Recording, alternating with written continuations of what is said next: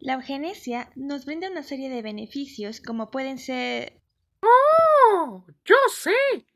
Te hace ser más guapo. Como yo.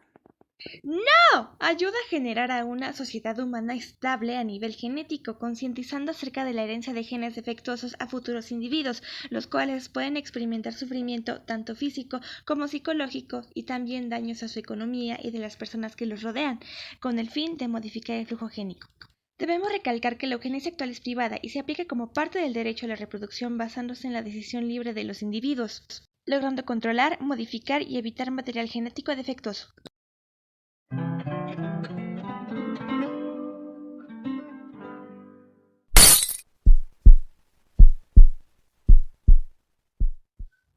El genoma humano es complejo y muy diverso.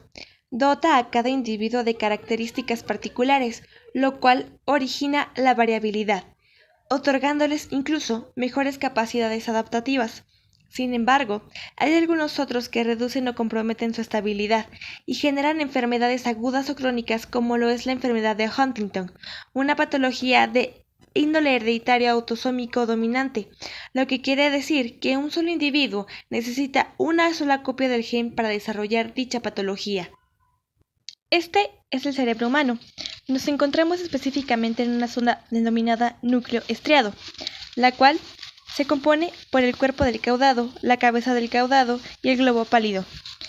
Esta es la zona que se ve principalmente afectada por la enfermedad de Huntington y en la cual las células nerviosas se ven afectadas, generando movimientos involuntarios, pérdida de la capacidad cognitiva y problemas emocionales. Suena bastante complejo, sin embargo, existe otro factor que complica aún más la situación para los individuos que presentan dicho gen defectuoso. La sintomatología inicia entre los 35 y 44 años de edad, es decir, en los límites de fertilidad para mujeres y hombres respectivamente, por lo cual es muy probable que una mujer ya haya gestado a un individuo con una alta probabilidad de haber heredado dicho material defectuoso a su descendencia.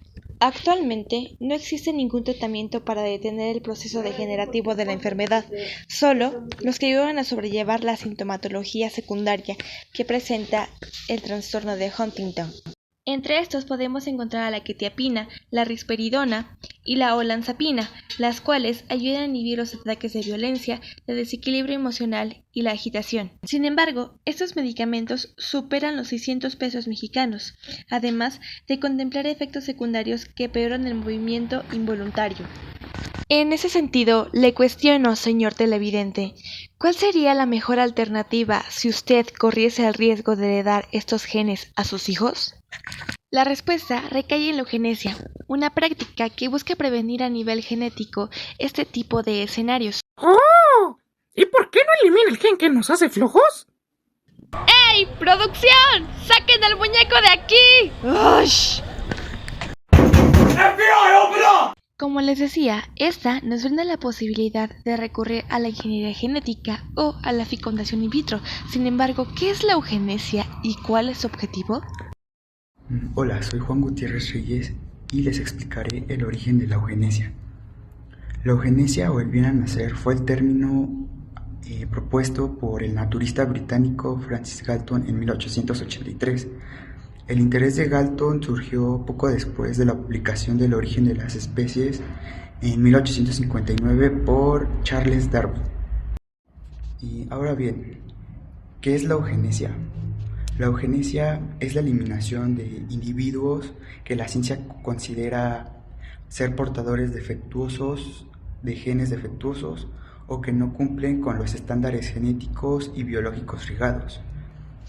En pocas palabras, la eugenesia es la aplicación de las leyes biológicas de la herencia para el perfeccionamiento de la especie humana. Hola a todos, soy Baki. Hoy en entrevistas veremos los tipos de eugenesia con el doctor Eduardo. ¡Vamos! ¿Qué pasó, Baki? Hace mucho no me visitas. Bueno, ya que preguntas sobre la eugenesia, vamos a buscar. Pues mira, existen dos tipos de eugenesia. El primero es la positiva.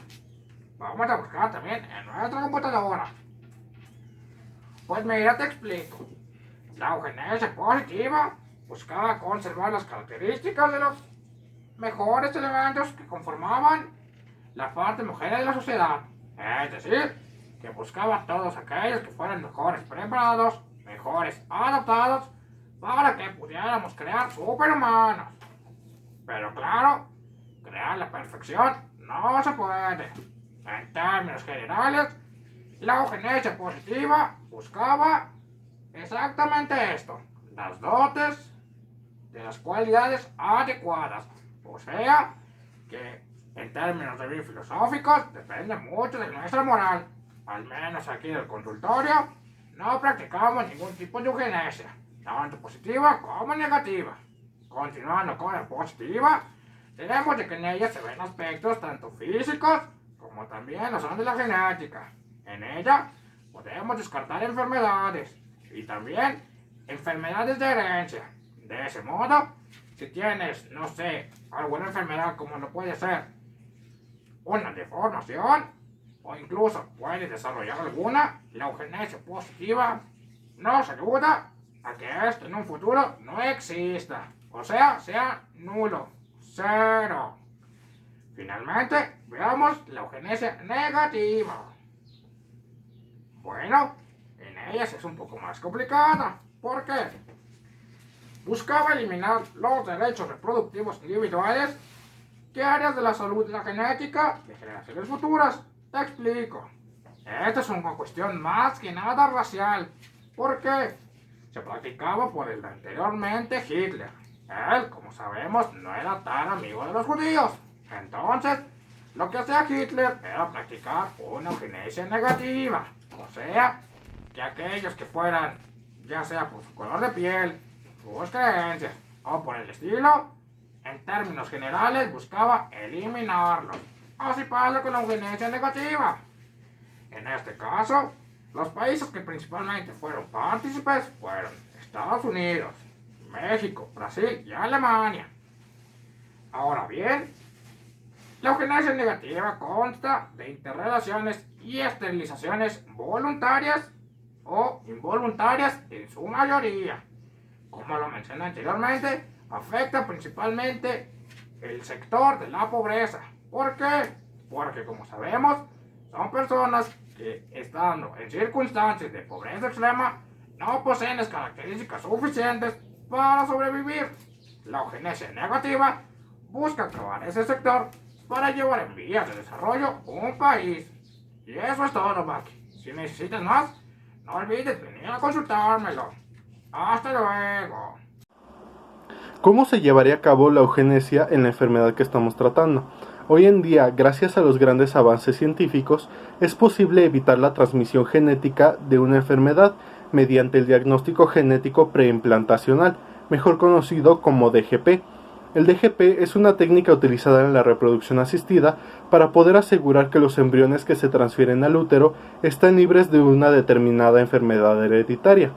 En este caso concreto de la enfermedad de Huntington, se realiza un ciclo de FIV y CSI, es decir, se fecundan una serie de gametos y se biopsian los embriones, analizando en ellos el gen que puede estar afectado en el cromosoma 4, de modo que solo se seleccionan aquellos que no han heredado la región cromosómica del familiar afectado. En caso de que uno de los progenitores sepa que es portador del gen, el DGP se puede hacer sobre los embriones buscando el gen afectado de origen del progenitor afectado y seleccionando los que no tienen el gen. Bueno, ahora hablaremos sobre algunos ejemplos de la eugenesia a lo largo de la historia. Un ejemplo fue el movimiento eugenésico fundado en 1896 en Estados Unidos. La eugenesia se llevó a lo más extremo en ese país, prohibiéndose los matrimonios con un imbécil o débil mental, y se aplicaban como leyes xenofóbicas. Con ese argumento se esterilizaron forzosamente a más de 60,000 personas durante ese año. Otro ejemplo de la eugenesia muy significativo a lo largo de la historia fue el nazismo.